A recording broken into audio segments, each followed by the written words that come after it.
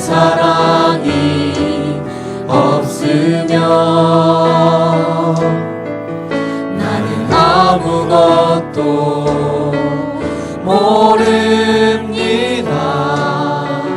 주님의 지혜가 없으면 한 번 더. 나는 아무것도 아닙니다. 나는 아무것도 아닙니다. 주님의 사랑이 없으면 나는 아무것도 모릅니다. 주님의 지혜가 없으면 이제 내가 사는 건 아니요. 이제 내가 사는 것 아니요. 그리스도 내 안에 사시니 오직 그의 생명이 나의 생명, 나의 모든 날들도 주의 것. 나는 오직 한 분 바랍니다. 나의 아버지, 나의 구원, 나의 주. 우리 첫 번째부터 고백합니다. 나는 아무것도 아니. 이 시간 마음을 정돈하고 하나님 앞에 집중하며 찬양합시다. 주님의 사랑이 없으면 나는 아무것도 모릅니다. 나는 아무것도 모릅니다. 주님의 지혜가 없으면 주님의 지혜가 없으면 나는 아무것도 못합니다. 나는 아무것도 못합니다. 우리의 연약함을 고백합시다. 주님의 능력이 없으면 나는 한순간도 살 수 없습니다. 나는 한순간도 못 삽니다. 주님의 생명이 없으면 주님의 생명이 없으면 이제 내가 사는 것 아니요. 이제 내가 사는 것 아니요. 그리스도 내 안에 사시니 오직 그의 생명이 나의 생명, 나의 모든 날들도 주의 것. 나는 오직 한 분 바랍니다. 나의 아버지, 나의 구원, 나의 주. 나는 오직 한 분 바랍니다. 나는 오직 한 분 바랍니다. 나의 아버지, 나의 구원, 나의 주. 나의 아버지, 나의 구원. 나의 아버지, 나의 구원, 나의 주. 우리 지금 고백한 것처럼 우리 주님 되시는 우리 아버지를 한 번 더 찬양합시다. 아멘. 우리를 자녀 삼으신 주님을 찬양합니다. 아멘. 주 우리 아버지, 주 우리 아버지, 우리는 그분의 자녀. 예수 우리 형제, 손에 손잡고 하나 되어 함께 한 번 더 걸어가리. 주 우리 아버지, 주 우리 아버지, 우리는 그분의 자녀. 예수 우리 형제, 손에 손잡고 하나 되어 함께 걸어가리. 주께 찬송해, 주께 찬송해. 탬버린으로 탬버린 주께 찬송해. 성벽차 주께 찬송해. 춤을 추면서 춤을 추면서 신나게 춤을 춰요. 주께 다 함께 찬송해. 목소리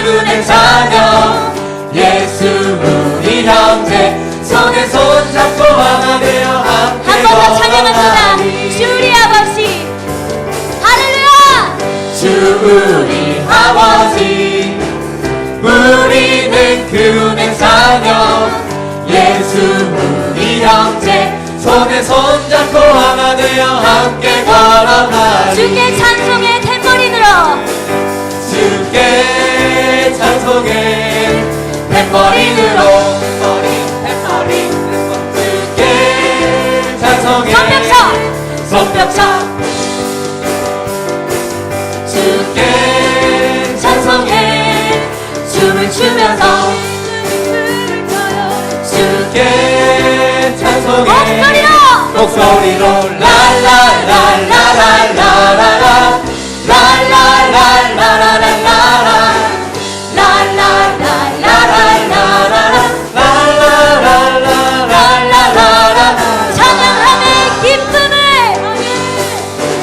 찬양함의 기쁨을 감사함의 평안을 강구함의 하나님 알도록 하셨네 한 번 더 찬양함의 기쁨을 찬양함의 기쁨을 감사함의 평안을 간구함의 하나님 알도록 하셨네 나의 가장 낮은 마음 가장 낮은 마음 주님께서 기뻐하시고 작은 일에 큰 기쁨을 느끼게 하시는도다 내가 지쳐 무력할 때 내가 지쳐 무력할 때 주님 내게 힘이 되시고 아름다운 하늘나라 내 맘을 주시는도다 우리에게 축복하신 하나님 사랑 낮은 자를 높여주시고 낮은 자를 높여주시고 아멘 아름다운 하늘나라 허락하시고 내 모든 것 예비하시네 내 모든 것 예비하시네 찬양하라 찬양함의 기쁨을 감사함의 평안을 간구함의 하나님 알도록 하셨네 찬양하라 할렐루야 찬양함의 기쁨을 감사함의 평안을 간구함의 하나님 알도록 하셨네 찬양함의 기쁨을 찬양함의 기쁨을 믿음으로 선포합시다 감사함의 평안을 간구함의 하나님 알도록 하셨네 주님께 영광의 박수 올려드리겠습니다 우리에게 찬양함의 기쁨을 허락하신 하나님 찬양합니다 아멘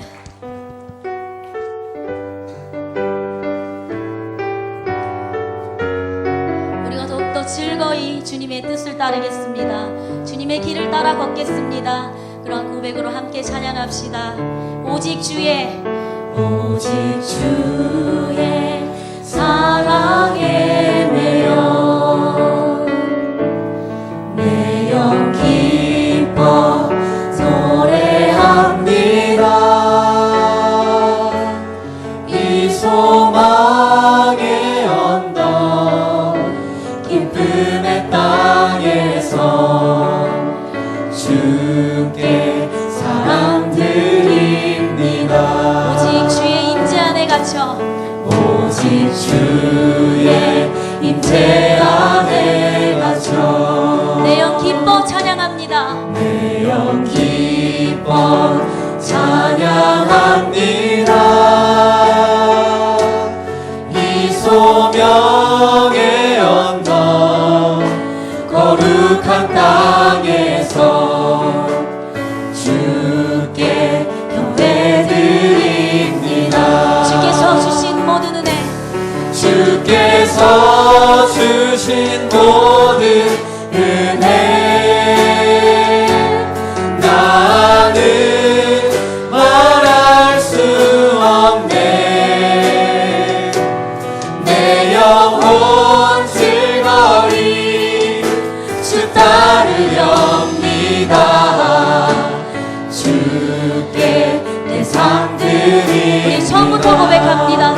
오직 주의 사랑에 매여 내 영 기뻐 노래합니다.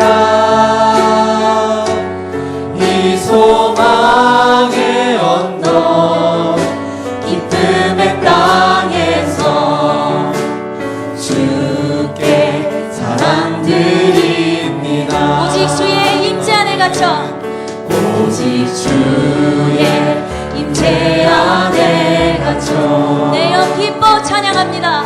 내 영 기뻐 찬양합니다. 이 소명의 언덕 거룩한 땅에서 주께 경배드립니다. 주께 경배드립니다. 주께서 주신 모든 은혜 주께서 주신 모든 은혜 나는 말할 수 없네. 내 영혼 즐거이 내 영혼 즐거이 주 따르렵니다. 주께 내 삶 드립니다. 주께서 주신 모든 은혜 주께서 주신 모든 은혜 나는 말할 수 없네. 나는 말할 수 없네. 내 영혼 즐거이 주 따르렵니다. 주께 내 삶 드립니다. 주께 내 삶 드립니다. 살아도 주를 위해 살아도 주를 위해 죽어도 주를 위해 사나 죽으나 난 주의 것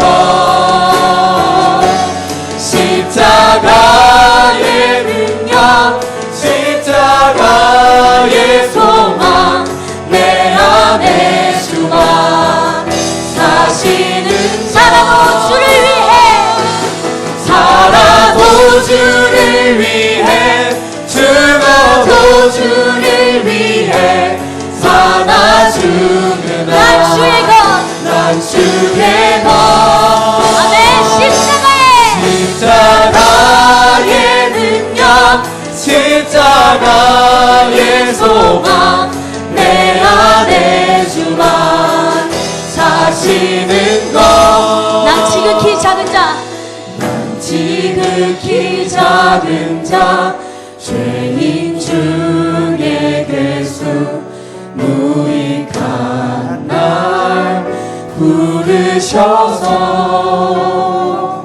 간절한 기대와 소망 부끄럽지 않게 십자가 전케 하셨네. 내 사랑 나의 십자가 내 사랑 나의 십자가. 아멘. 우리 이 시간 함께 예배를 위해 기도하셨으면 좋겠습니다.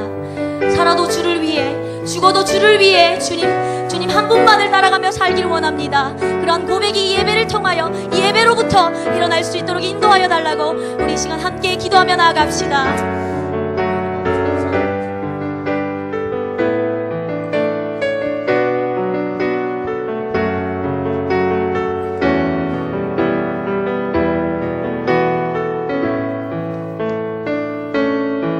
안녕하세요. 서덕철 목사입니다.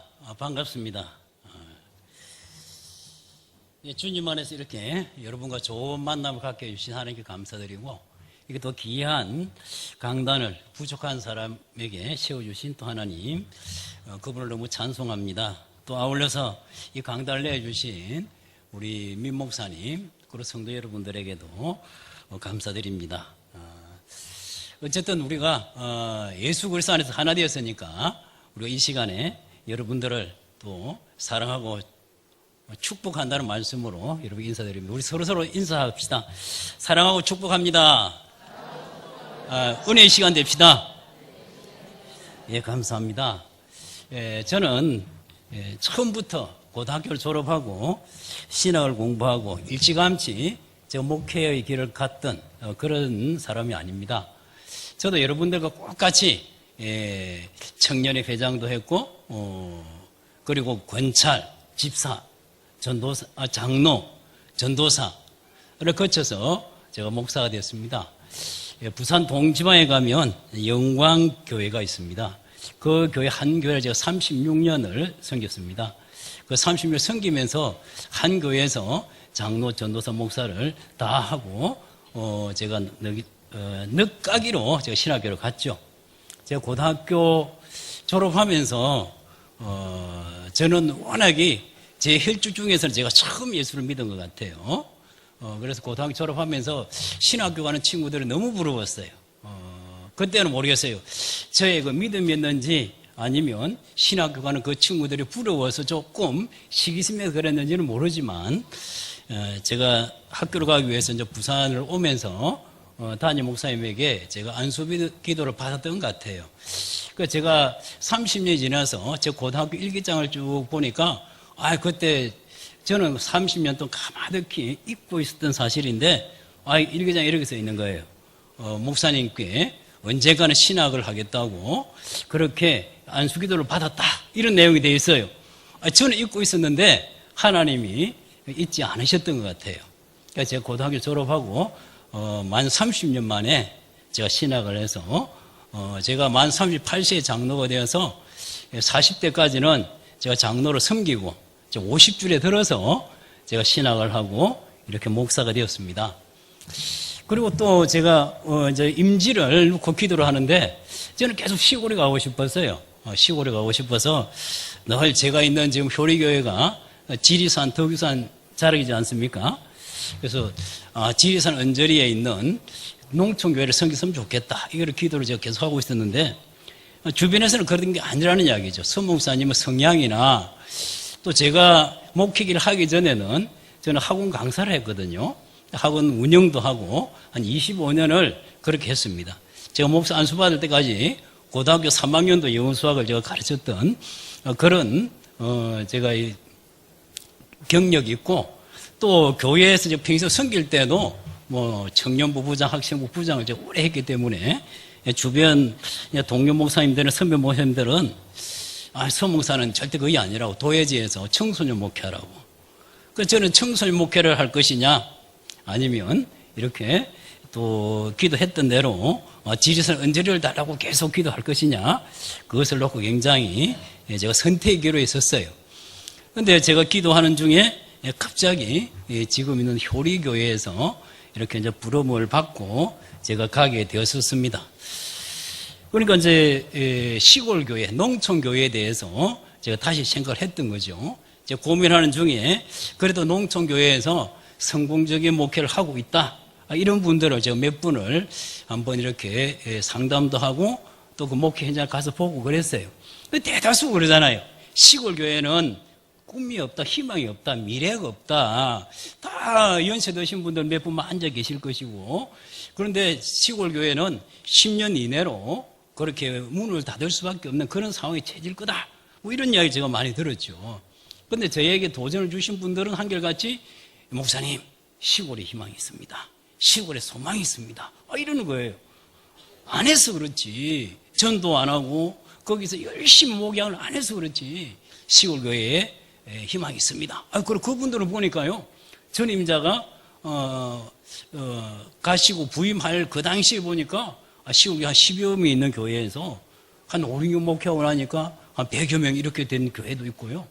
또 저희 지방에도 합천에 있는 어떤 교회는 제가 그 교회가 직접 이제 예배도 드리고 이렇게 했었는데 한 2~3명이 있어서 더 이상 후임자 오지 않으면 그 교회를 폐쇄시킬 그런 결정까지 내렸던 그런 곳에서 5, 6년이 지나고 나니까 지금 5, 60명이 모여서 예배를 드리고 작년에는 예배당을 다시 지어서 이렇게 헌당을 하고 그런 것을 제가 보았거든요.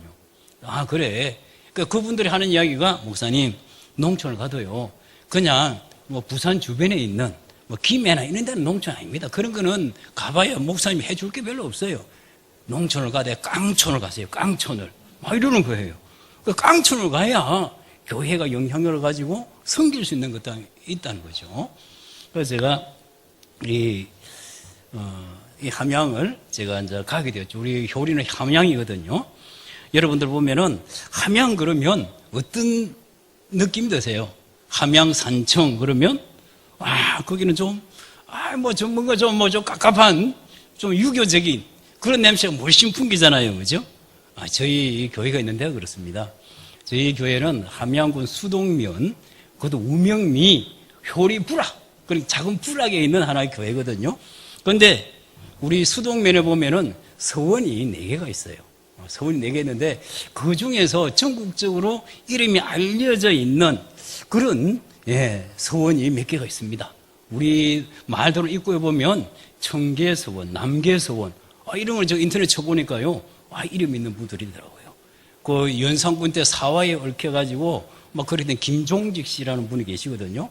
그분 2 제자가 김일손, 정여창 이런 분들을 섬기는 곳이 보니까 남계서원, 청계서원 그렇더라고요. 또 우리 효리교회 바로 뒤에 보면은 또 서원이 하나 있어요. 구천서원이다. 그래가 또 있어요. 그래서 전체적으로 보면은 우리 교회를 중심으로 해가지고 거의 한 1km 안에 서원이 3개나 있다는 이야기죠. 그리고 시골 같은 데는 배타성이라는 게 있지 않습니까? 그죠? 배타성이 있어요. 근데 우리 마을에도 보면 정씨, 또 양씨, 2 성씨가 좀 잡고 있습니다. 근데 외부에서 이렇게 이제 기초나 온다든지 이런 분들은 보면은 이방인이 될 수밖에 없는 그런 것들이죠. 그런 곳에 이제 설마 가면은 똑같이 사람 사는 곳인데 뭐 잡아먹기 하겠어? 이제 그런 마음으로 가지고 제가 이제 부임을 한 거죠. 그런데 제가 효리에 부임하고 나서 엄청 놀라운 사실이 있더라고요. 저희 효리교회는 이제 66년째 접어듭니다. 그러니까 근데 그 창립일이 보면은 1952년 9월 10일로 되어 있거든요. 그때가 언제냐 그러면 6.25 사변 동란 중이잖아요. 그게 제가 엄청 도전이 되었어요. 그래. 우리 믿음의 선배들은 6.25 동란 그 와중에서도 보면 오직 이 혼란을 종식시키고 우리의 희망은 오직 복음밖에 없다. 그 일념을 가지고 이 작은 마을에 교회를 세우고 일구어서 66년 제가 65주년을 지냈거든요. 그렇게 되어졌는데 이것을 우리가 이 귀한 믿음의 유산을 내가 받지 않으면 안 되겠다. 우리 효리교회 성도들 모두가 다 힘을 합쳐서 그 믿음의 선배들을 자랑스럽게 여기고 그 정신으로 우리가 살아가면 시골교회도 희망이 있겠다 하는 그런 제 나름대로 목회에 대한 명확한 빛이 보이기 시작했습니다. 그리고 제가 목회 임지를 선택할 때 청소년 목회를 할 것이냐 아니면 시골 농촌에 가가지고 그분들하고 같은 한 주민이 되어져서 농촌을 섬기고 할 것이냐 그 고민도 하나님은 양자 선택이 아니라 그 양자를 합의를 하는 그런 결과를 주고 있습니다. 제가 효리교회 부임한 지금 한 1년이 안 됐거든요. 제가 4월 첫 주에 부임을 했으니까 지금 이제 만 12개월 다 돼 가는 그런 형태입니다. 지금 저희 교회 성도 구성을 보면은요, 대충 이름이 올라 있는 성도들 보면은 제가 한 40명 정도 되는 것 같아요. 그런데 그 중에서 우리가 성인들하고 우리 청년들 이해하고 지금 우리 성도 비율로 보면 저희 교회는 청소년 비율이 더 많습니다. 시골 교회 이러면 대부분 할머니 몇 분 앉아 계실 것이다 이렇게 생각하잖아요. 저희 교회는 한 40여 명 중에서 우리 주일학교 학생의 청년들이 한 60% 정도가 그렇다 이렇게 보시면 됩니다. 저는 지금 중점적인 사역이 바로 하나님께서는 제가 시골 갈 것이냐 청소년 목회를 할 것이냐 그것을 놓고 선택하게 한 것이 아니라 농촌에도 보내고 청소년 목회도 할 수 있는 길을 열어주셨다 그렇게 생각을 합니다. 지금 제가 중점적으로 하고 있는 부분이 이제 제가 학원 강사 출신이지 않습니까? 그죠? 아직도 그래도 고등학교 3학년에게 영어 수학을 제가 가르칠 수 있는 그런 능력이 되니까 지금은 가장 핵심적인 것이 이제 무료 공부방. 저희들은 지금 뭐 면소재지도 아니고 한해 자연부록 다니니까 제 전임자가 시설은 잘 해놓으셨더라고요. 보니까 지역 아동센터를 하기 위해서 이렇게 애들을 가르칠 수 있는 시설은 돼가 있는 것 같아요. 근데 우리가 면 소재지가 아니다 보니까 애들이 20명을 모집을 해야 되는데 그게 안 되잖아요. 그러니까 결국은 그걸 시도하다가 중간에 이렇게 그만두신 것 같더라고요. 그래서 저는 뭐 그런 어떤 정부의 지원이 이런 것을 아예 생각을 안 하고 제가 가진 탤런트가 학생들에게 공부하는 거, 제가 학원 원장을 오래 했거든요. 그래서 이런 부분들을 가지고 이 지역을 섬기려고 하는 것 같다. 그런 생각을 하게 되고, 그래서 지금은 이제 화요일, 목요일, 토요일은 저희들이 그 공부방을 합니다. 제가 영어도 가르치고 수학도 가르치고, 그리고 학생들 같은 경우는 학생회가 조직이 되어져서 이제 한 10여 명 이렇게 모이는 그런 형태가 되는데, 토요일은 제가 영어 강의를 하고 이제 성경 공부를 하고 이렇게 저희들이 끌어 나가고 있습니다. 단지 물론 아쉬운 거는 아직도 전화 사무가 학생의 주일 학교를 다 해야 된다는 어떤 그런 부분들이 좀 있는데요.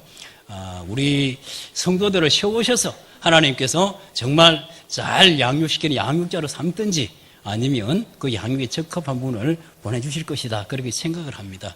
그래서 이렇게 이제 가르침 되다 보니까 뭐 거창에서 오는 학생도 있고 함양읍에서 오는 학생들도 있고 그렇습니다. 그래서 저는 농어촌에 대한, 농어촌 목회에 대한 그런 비전도 이루고 또 청소년 목회에 대한 비전도 함께 나아가는 그런 형태로 되어 있습니다. 그래서 전체적으로 보면 제가 1년이 채 안 됐지만 우리가 주일학교나 우리 학생들이나 이런 것을 통해서 조금 숫자는 좀 늘어나고 있다 하는 그런 생각을 하게 되는 것입니다.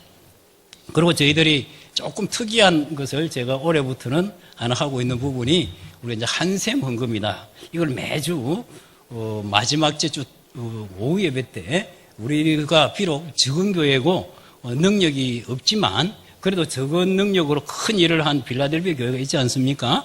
그래서 우리도 우리의 사랑이 하나님을 통해서 우리에게 주신 것을 가지고 우리가 사랑을 전할 수 있는 또 그런 역할을 해야 되겠다 싶어서 한샘 헌금을 합니다. 한샘 헌금이 뭐냐 그러면은 한샘 치고 드린다는 뜻입니다.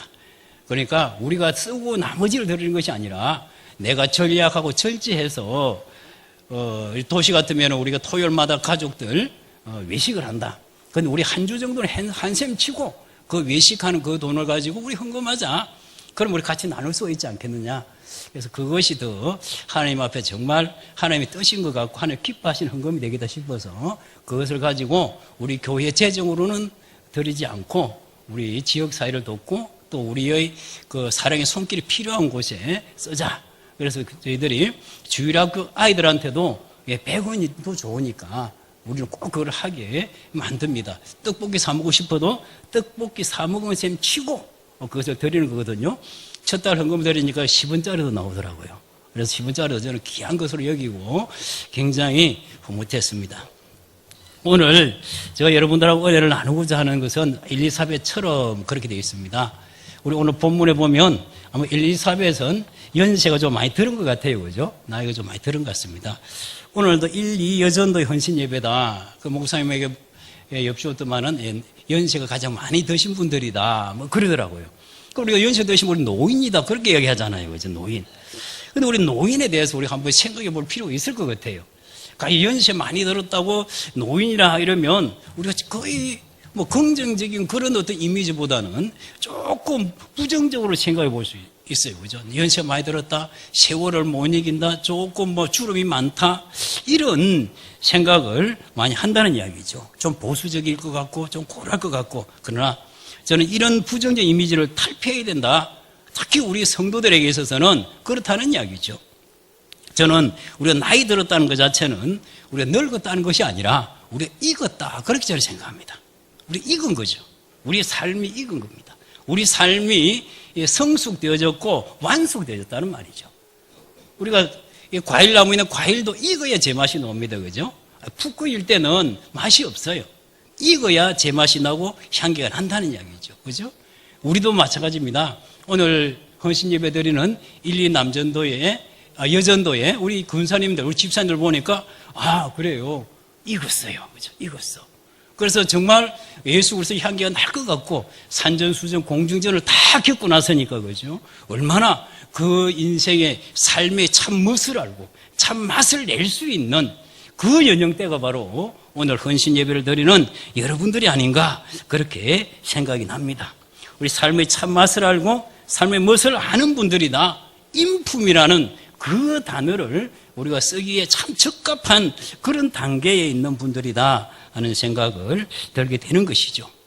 그렇습니다. 우리가 한낮 떼약볕에 있는 12시 정오가 되어져서 있는 그 하늘에서 내려지는 그 떼약볕을 보고 우리는 시인들이 노래하는 것을 들어보지를 못했습니다. 그것을 보고 가수들이 노래하는 걸 듣지를 못했습니다. 그냥 해가 넘어갈, 저 서산이 넘어갈 그 노를 보고 많은 시인들이 노래를 했고 음악을 작곡을 했고 그렇지 않습니까? 그죠? 저는 그래서 이런 연령대에 있는 오늘 헌신 예배를 드리는 여러분들이야말로 가장 멋을 내고 향기를 낼 수 있는 그런 분들이라는 것이죠. 그래서 이러한 여러분들의 헌신 예배에 부족한 제가 무슨 말씀을 어떻게 가질 수 있겠습니까? 그저 제가 받은 은혜를 나누고자 하는 것이죠. 그냥 여러분들이 더 멋있고 더 맛을 내고 더 향기를 내는 그런 여러분들의 삶, 여러분 신앙의 삶의 연장이 되기 위해서 저는 오늘 말씀을 통해서 한 여인을 여러분들에게 소개해드리고자 하는 것입니다. 아마 오늘 이 헌신 예배를 드리는 여러분들은 보니까 그런 것 같아요. 다 충무중앙교회의 향기고 충무중앙교회의 그런 품격 그 자체다. 저는 그런 생각이 들었어요. 여러분들이 기도하고 또 여러분 찬양하는 모습을 보니까 그래요.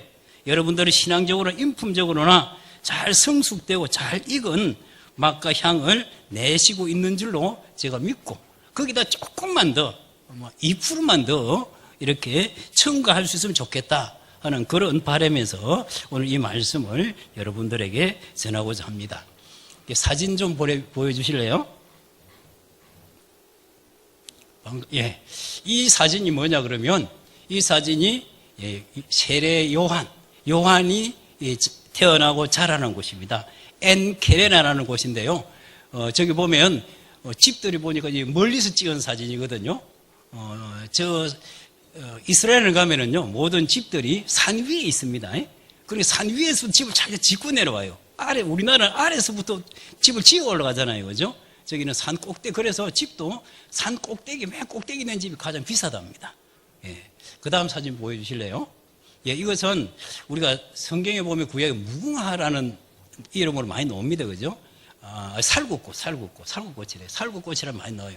뭐, 아론의 쌍난 지팡이, 뭐, 이렇게 살구꽃, 이렇게 돼 있잖아요. 그죠? 근데 살구꽃이 아니더라고요. 그때 제가 성지순례 갈 때가 4년 전인데요. 2월 말에 갔으니까, 요때쯤 된 것 같아요. 그때 보니까 저는 꽃이 많이 피어 있어요. 그래서 가이드가 저게 성경에 나온 살구꽃입니다. 그러더라고요. 사실은 살구꽃이 아니고 아몬드대로, 아몬드를 번역을 살구꽃이라 그렇게 해놨더라고요. 다음 보여주실래요?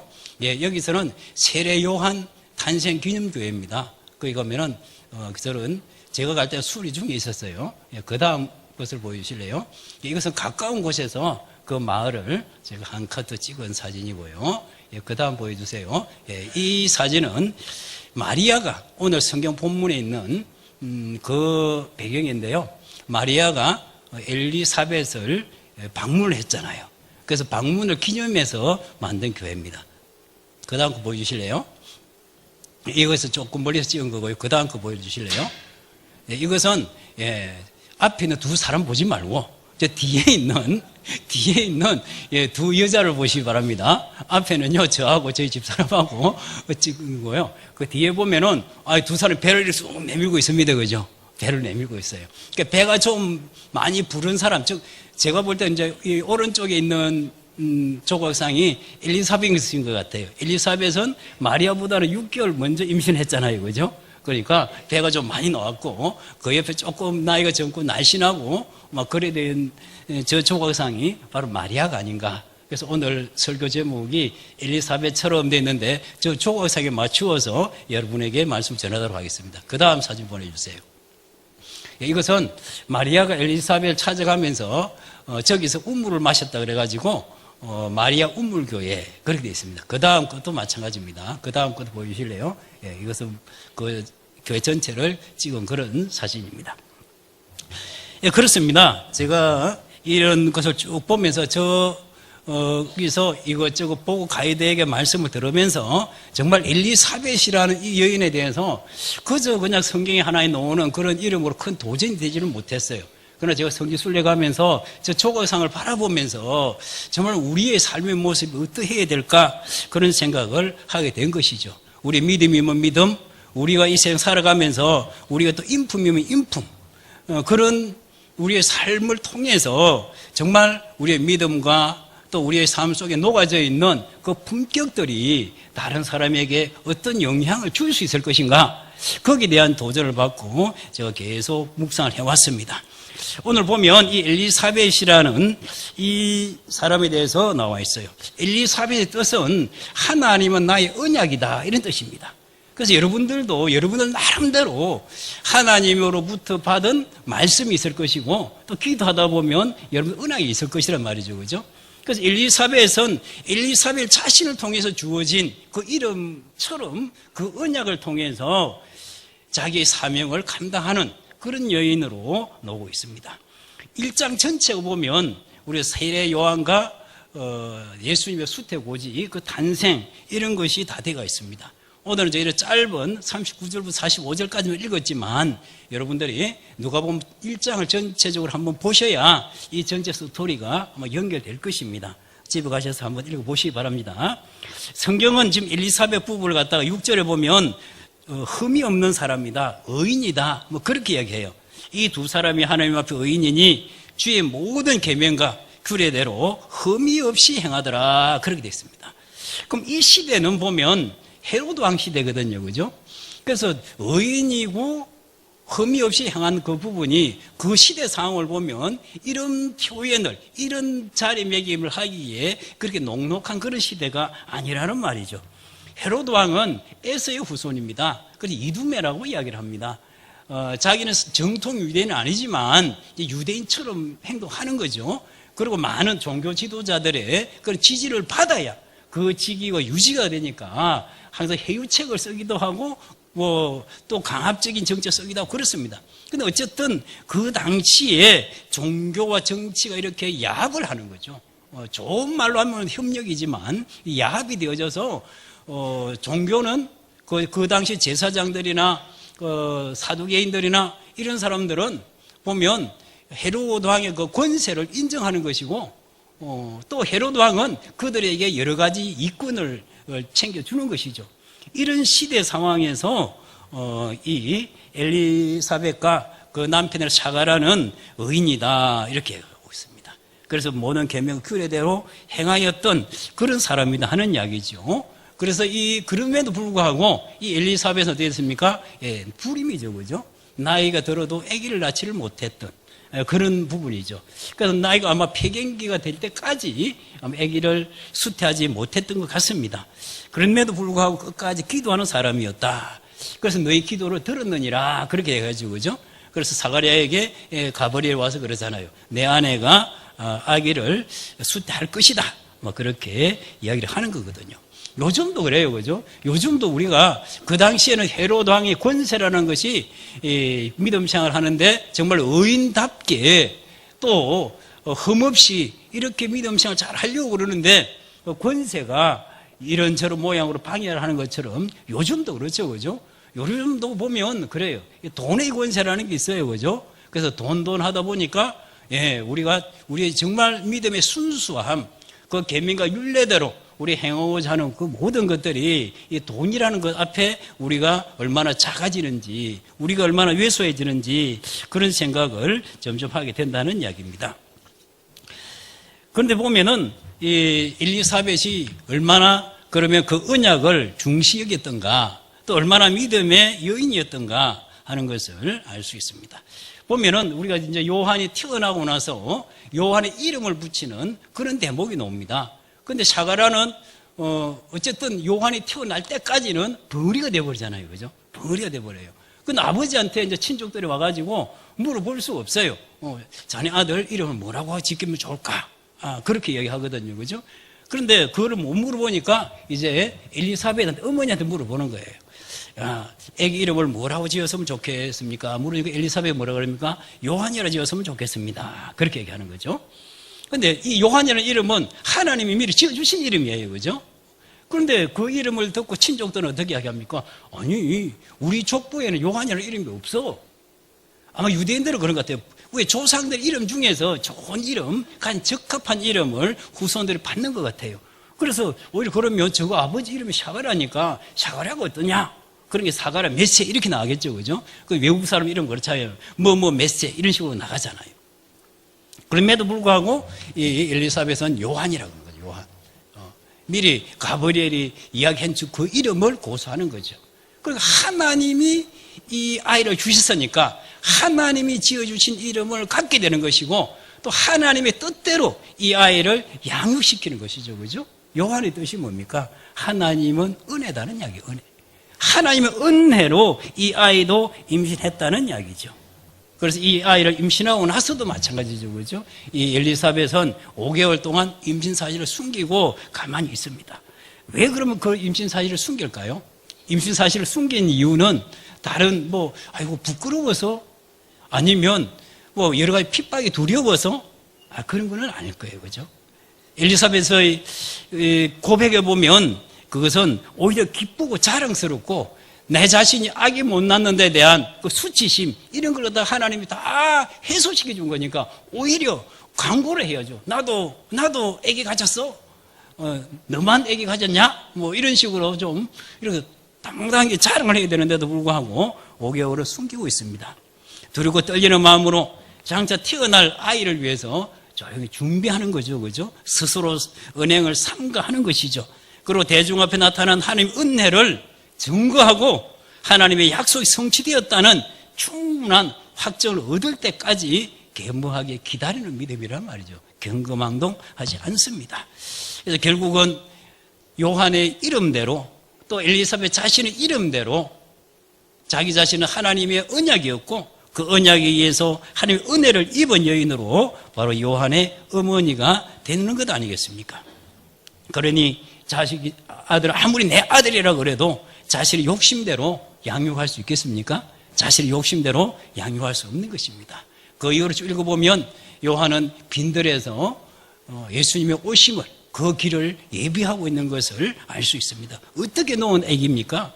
그냥 나는 아기 놓을 전혀 가망이 없는 그런 상황 속에서 하나님이 주신 아이인 것 같으면 얼마나 금지옥엽 귀한 아들이겠습니까? 그죠?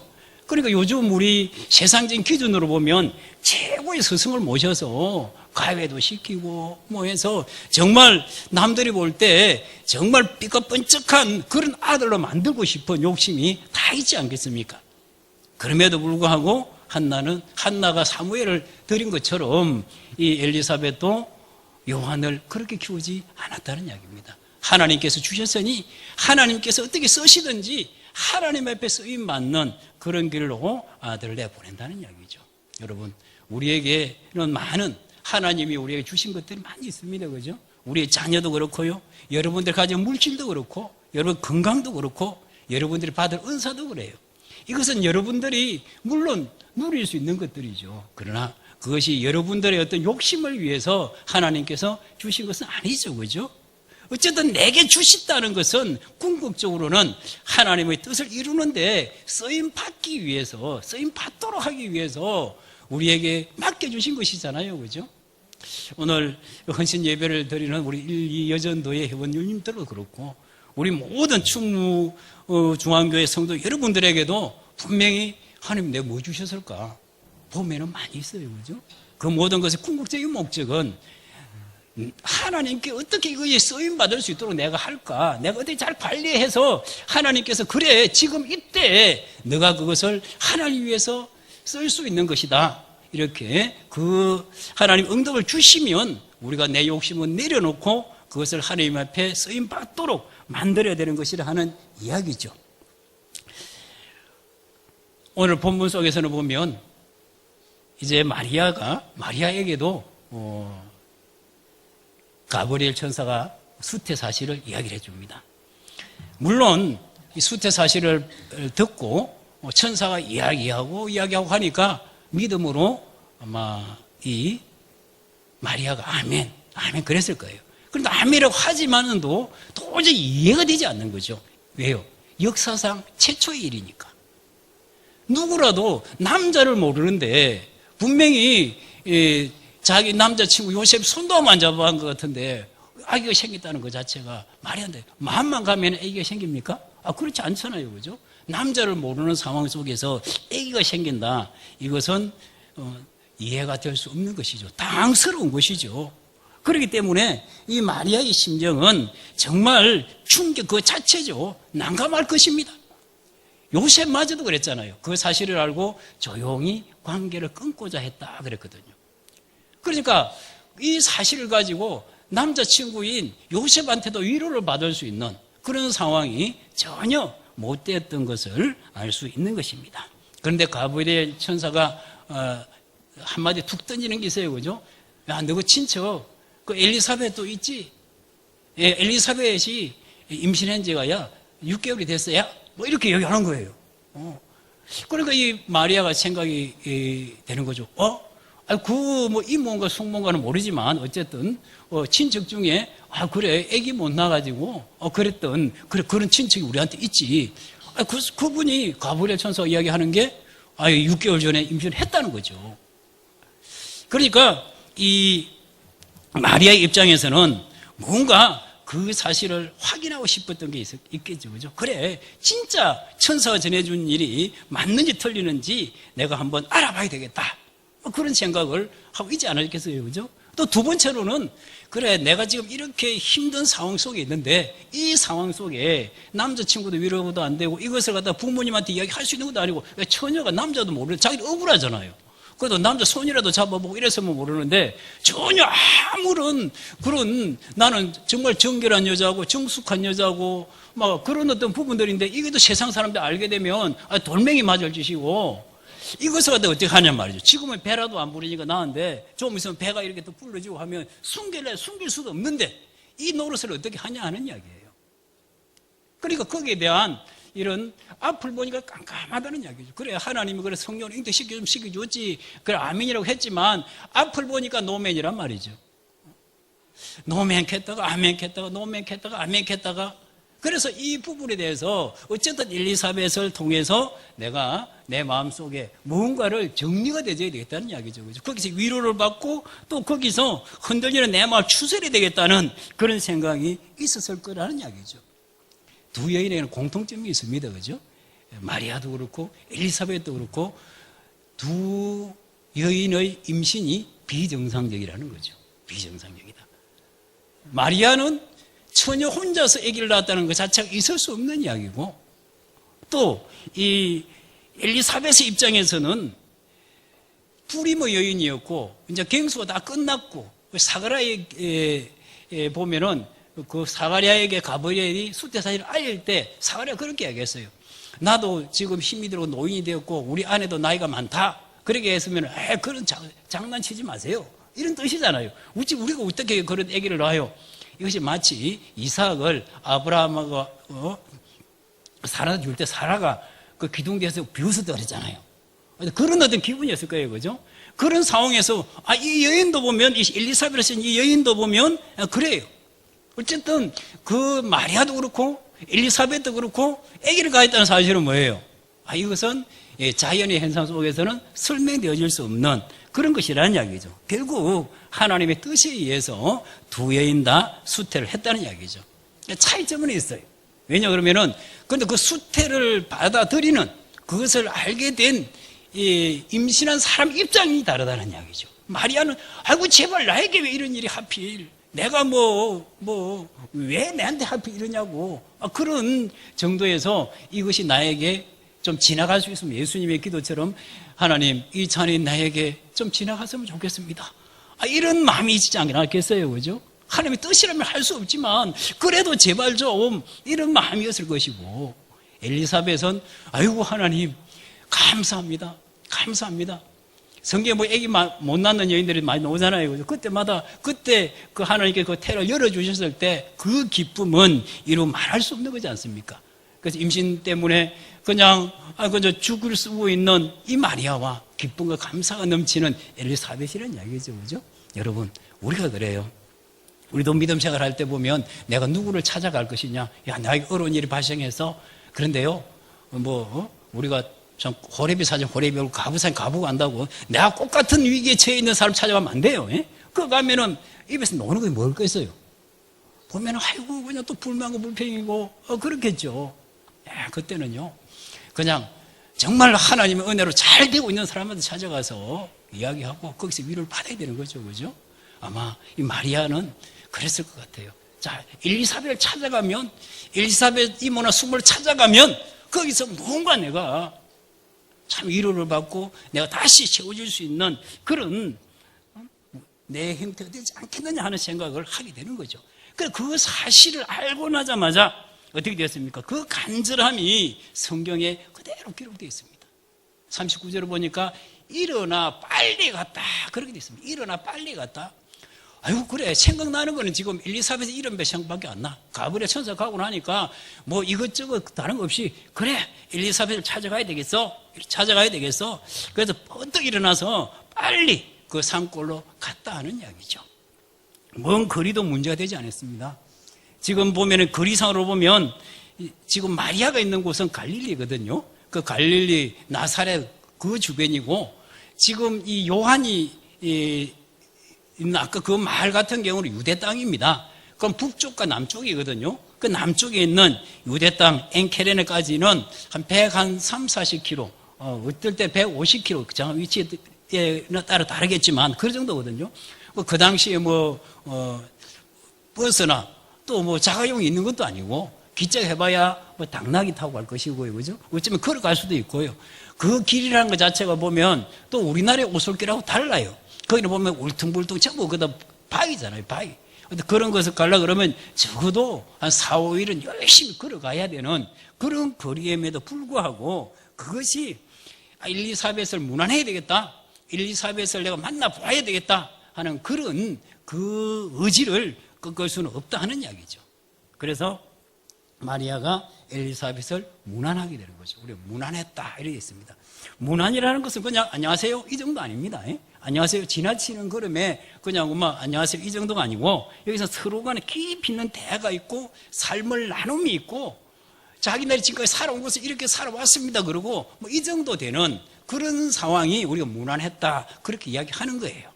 출애굽기에 보면 그 모세에게 그 장인 이드로가 이제 아내와 두 아들 데리고 옵니다. 그죠? 그때 보면 모세가 장인 이드로를 문안하고 그렇게 돼 있습니다.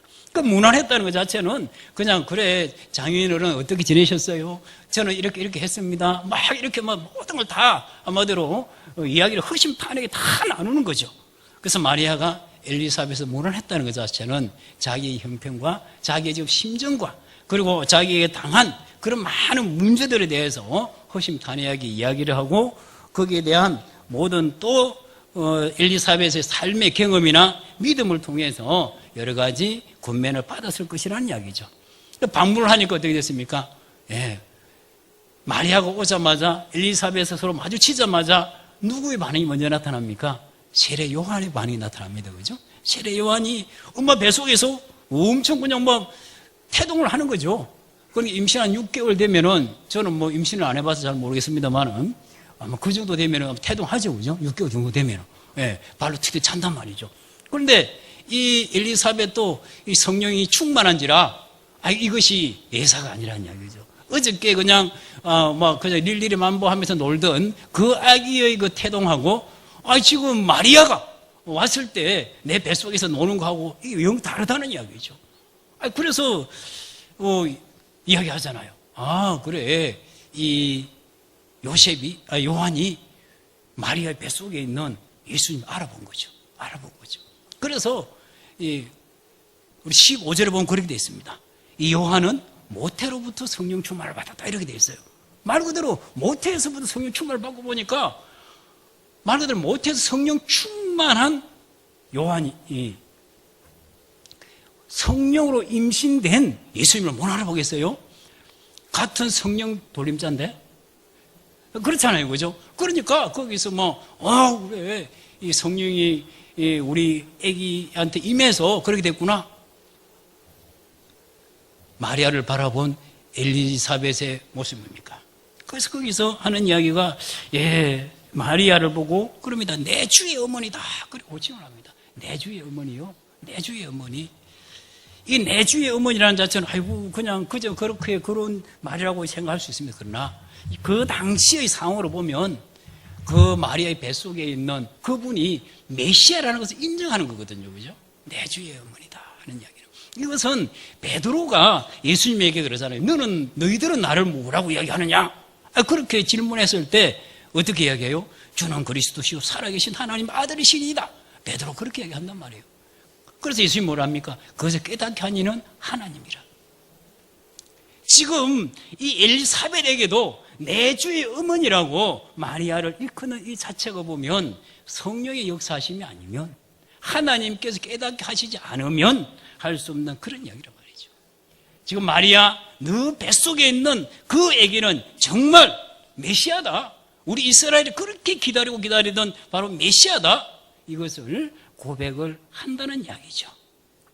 그래서 이 누가복음 1, 2장에 보면 5편의 찬가가 나옵니다. 그죠? 그 맨 첫 찬가가 오늘 봉독한 그 말씀이죠.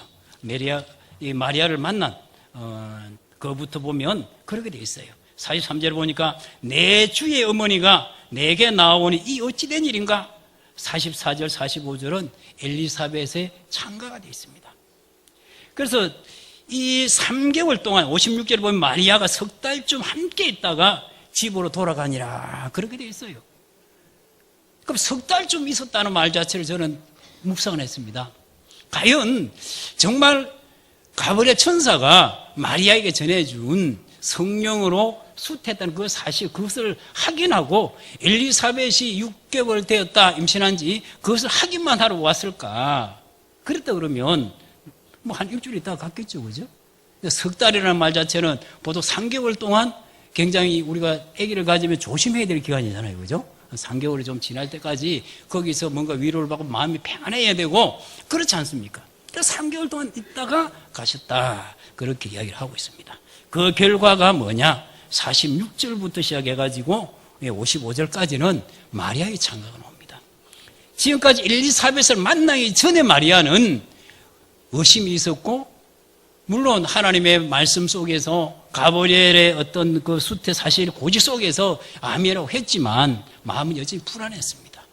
그리고 또한 이것을 어떻게 내가 이 상황을 내가 이겨나갈 것이냐, 그런 상황을 볼 때 너무 힘겨웠습니다. 그러나 마리아는 돌아갈 때는 어떤 심령이 돼서 돌아갔을까요? 48절에 보면 그의 여종이 비천함을 돌보셨음이라 보라 이제 후로는 만세에 나를 보겠다 일컬이로다 이렇게 되어 있습니다.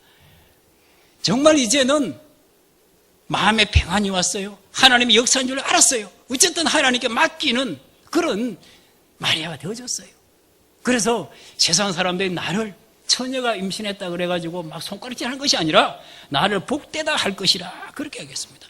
그리고 그 마음속에 기쁨이 충만했습니다. 그 앞절 47절에 보면 내 마음이 하나님 내 구주를 기뻐하였으면 이렇게 되어 있습니다. 그 마음속에 기쁨이 찾아왔다 하는 이야기입니다. 이제 마리아는 자기 자신이 정말 이 상황 속에서 어떻게 내가 이 상황을 이겨낼까 하는 노심초사하는 그런 마리아가 아니라 하는 이야기입니다. 그것은 누구를 통해서 그 마음속에 평안이 찾아왔고 누구 때문에 그렇게 되었겠습니까? 물론 하나님의 역사와 하나님의 은혜죠. 하나님이 엘리사벳을 만나게 만들어 주신 거죠. 그렇지만 마리아 입장에서는 엘리사벳은 그 이름이 얼마나 귀한 이름이 되었겠습니까? 사랑하는 성도 여러분, 특별히 오늘 헌신 예배를 드리는 제1, 2여전도의 회원 여러분, 여러분 교회 공동체에서 여러분들은 어른된 위치에 있을 것입니다. 여러분들이 서두에서 말씀드린 것처럼 우리 충무중앙교회의 멋이고 마시고 또 향기입니다. 그리고 여러분들의 믿음의 터전입니다. 과연 여러분들은 여러분들 신앙 공동체 속에서 젊은이들이, 여러분 후배들이 어떤 이런 마리아와 같은 이런 어려운 상황 속에 처해 있을 때 과연 여러분들 그래 우리 그 권사님 맞아, 그 권사님 한번 찾아와 봤으면 좋겠어. 그 권사님한테 뭔가 있을 것 같아. 그 권사님 만나보고 싶어. 그래서 전해서 권사님 오늘 이제 찾아와도 돼요? 좀 맛있는 거 좀 해놓고 좀 기다려주세요. 그렇게 여러분들에게 전화가 와야 되는 거 아니겠어요? 그죠? 여러분들이 정말 인생의 그 맛이 있는, 향기가 있는 그런 위치에 있다 그러면 당연히 여러분들에게 우리가 나이를 초월해서 어쩌면 그럴 거예요. 우리 1.2여전도의 우리 회원님들, 여러분들 며느리 아들도 우리 이 공동체 속에 있을 수 있어요. 그죠? 힘겹고 어렵고 손 아픈 그런 관계가 아니라 시어머니를 떠나서 그래 나의 믿음의 문제, 내 삶의 모든 문제, 그래 우리 시어머니가 아닌 어떤 권사님 그분의 어떤 그 믿음의 향기 속으로 내가 들어가면 나에게 힐링이 되지 않겠느냐. 나의 모든 문제가 그 속에서 해결되는 그런 기분을 내가 느낄 수 있지 않겠느냐. 여러분 모두가 다 그런 대상들이 되기를 축복합니다. 여러분 교회 젊은이들이 또 우리 청년들이 여러분들에게 수시로 전화가 와서 권사님, 내 권사님한테 커피 얻어 먹고 싶어요. 부침개 좀 해주세요. 이런 여러분들에게 친근함으로 여러분들 다가올 수 있는 여러분들이 되었으면 좋겠어요. 여러분들의 사명이 그럴 것 아닐까요? 여러분들을 통해서 위로받고 싶은 사람이 여러분들한테 기대해서 위로를 여러분을 줄 수 있고, 여러분들에게 격려를 받고 싶은 사람들 여러분들에게 격려를 받을 수 있다 그러면 그것이 제1여전도의 또 교회에서 어른된 자들의 그런 위치가 아닐까요? 그 권사님만 만나면, 그 집사님만 만나면 뭔가 실타래가 풀릴 것 같고, 뭔가 그분만 만나고 오면 마음이 편안하고 뭔가 용기가 솟아나고, 그분의 믿음이라면, 그분의 삶의 경륜이라면 공과 나의 심령에 큰 위로와 안식을 줄 수 있지 않겠습니까? 여러분, 그런 인생도 믿음도 제 맛을 낼 수 있는 사람이라고 생각되어질 때 그런 반응이 나타난다 하는 이야기입니다.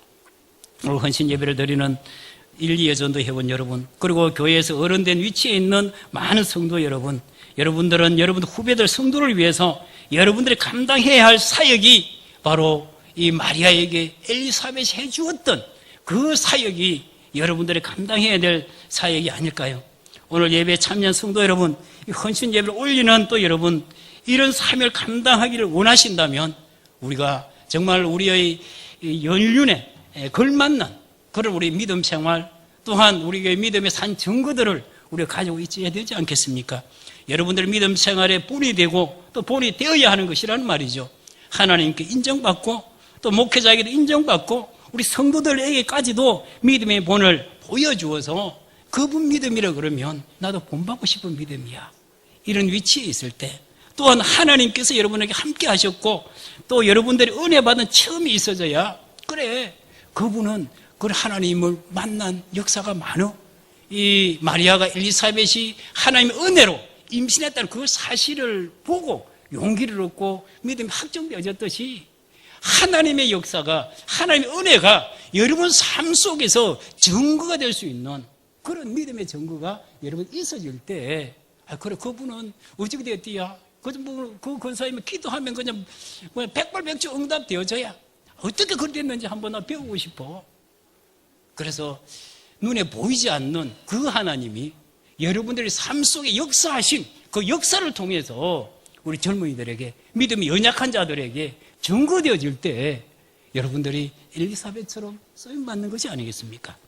여러분, 만나고 싶은 사람, 함께하고 싶은 선배로 자기매임할 수 있도록 여러분 마음이 열린 마음이 되어지고 넉넉한 마음으로 여러분이 덕을 세워갈 수 있기를 예수님의 이름으로 권면드립니다. 이러한 믿음과 인품으로 여러분의 가정에 또 여러분의 몸된 교회에서 하나님 나라에서 기이 쓰임 받을 수 있을 것입니다. 믿음과 여러분들의 삶 속에서 맛과 향을 제대로 내시는 품격 있는 우리 성도가 되어져서 아름답고 기이 쓰임 받으시기를 예수님의 이름으로 축복합니다. 기도하겠습니다. 아버지 하나님 감사합니다. 부족하고 연약한 종이 이렇게 또 한 여인 엘리사벳을 주님의 귀한 강단에서 이렇게 증거를 했습니다. 아버지 하나님, 우리 어른됨이 무엇일까요? 어른됨은 아버지 하나님 어른됨에 사명이 있는 줄로 믿습니다. 우리 모두에게 아버지 하나님 어른됨에 아버지 그 무거운 사명을 일깨워 주시니 감사합니다. 아버지 하나님, 우리가 믿음의 생활의 본이 되게 하여 주시옵소서. 하나님의 나와 함께 하시고 하나님 부분을 통해서 은혜 받은 그 체험들이 많은 성도들에게 증거가 되어질 수 있도록 도와주시옵소서. 열린 마음, 넉넉한 마음이 되어져서 후배들 또한 많은 청소년들을 넉넉히 끌어안고 저들을 위로하고 격려하는 우리 1, 2 여전도의 회원들 또 우리 어른된 자들이 다 될 수 있도록 주 역사하여 주시옵소서. 예수님의 이름으로 축복하며 기도드리옵나이다.